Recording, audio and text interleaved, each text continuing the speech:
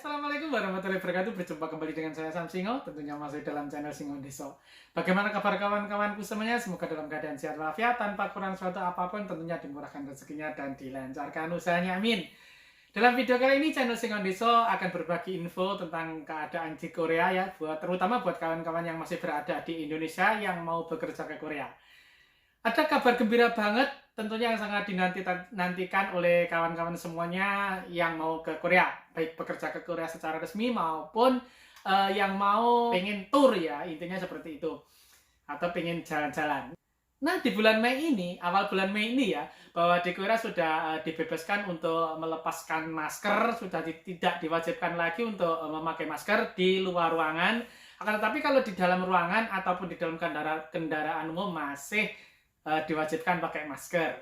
Nah, kabar selanjutnya yang kedua adalah bahwa di Korea untuk saat ini mulai 1 Juni 2022 ini bahwa di Korea sudah dibebaskan untuk visa turis C3, yaitu C3 atau visa turis kunjungan di bawah 90 hari atau di bawah 3 bulan tentunya ya. Jadi antara 1 sampai 3 bulan. Pembukaan visa turis di Korea juga meliputi bebas visa untuk ke Pulau Jeju. Akan tetapi untuk ke wilayah Yangyang itu masih dibatasi secara rombongan atau minimal 5 orang atau lebih. Dan peraturan itu juga diperbolehkan untuk beberapa negara saja. Tapi untuk Indonesia termasuk yang diperbolehkan. Peraturan ini masih berlaku antara bulan Oktober tahun 2022 mendatang. Dan tentang peraturan ini, lebih jelasnya kalian bisa datang langsung ke Kedubes Korea yang berada di Indonesia.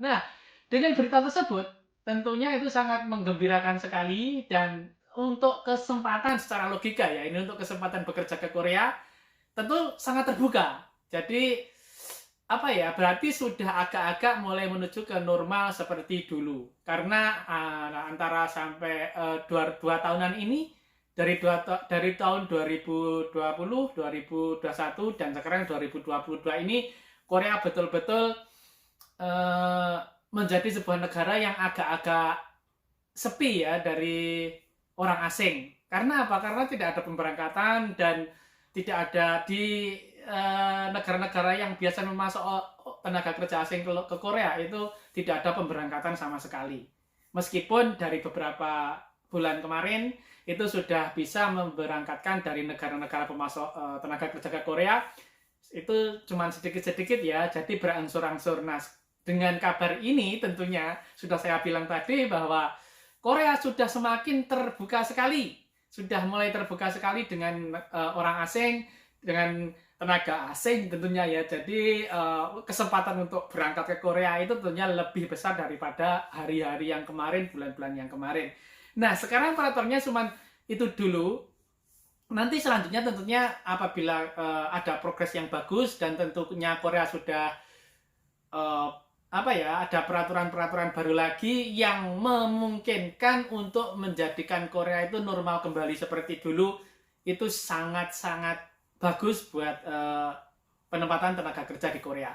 Dan tentunya kesempatan tadi sangat lebar buat kawan-kawan yang masih berada di Indonesia yang sekarang kalau nggak salah beberapa bulan atau mungkin bulan 7 atau bulan 8 nanti ada ujian FS TOPIK ya, atau ujian KLPT, atau ujian apa ya, ini lalernya banyak sekali.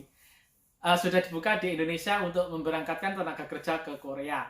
Atau di Indonesia sudah ada bukan di Indonesia saja ya, tapi di beberapa negara yang masuk tenaga kerja ke Korea itu sudah mulai ada ujian tes bahasa Korea atau skill test dan lain sebagainya sudah mulai dibuka. Dan tentunya untuk kesempatan berangkat ke Korea itu, kalau negara Korea sudah bisa melepaskan masker atau peraturannya bisa melepas masker di luar ruangan, dan untuk 1 Juni sudah ada perkembangan lagi visa turis atau visa C itu, visa 3 itu dibuka, tentunya kesempatan untuk berangkat ke Korea itu semakin besar dan tentunya semakin lancar dan insya Allah semakin cepat, karena yaitu tadi peraturan-peraturan yang mengharuskan untuk ada sesuatu yang membuat tersendat pengiriman tenaga kerja ke Korea itu semakin menipis atau semakin berkurang.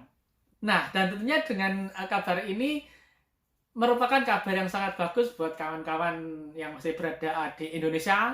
Jangan patah semangat, tetap fighting apapun itu yang terjadi. Bila kalian cita-citanya mau ke Korea dan bekerja ke Korea, pertahankan dan berjuanglah untuk sekuat tenaga kalian mengejar cita-cita itu.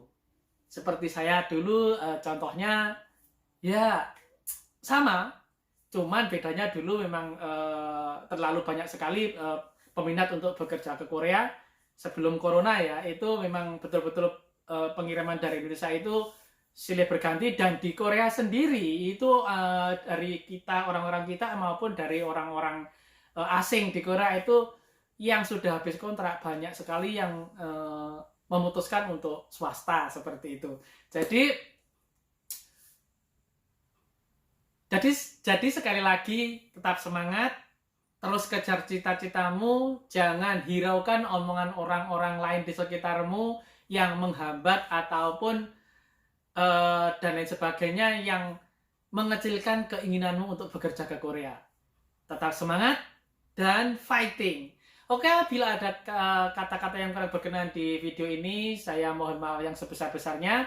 Dan apabila ada kata-kata yang pengen atau kalimat yang pengen ditanyakan atau ada pertanyaan yang pengen ditanyakan, silakan tanya di kolom komentar.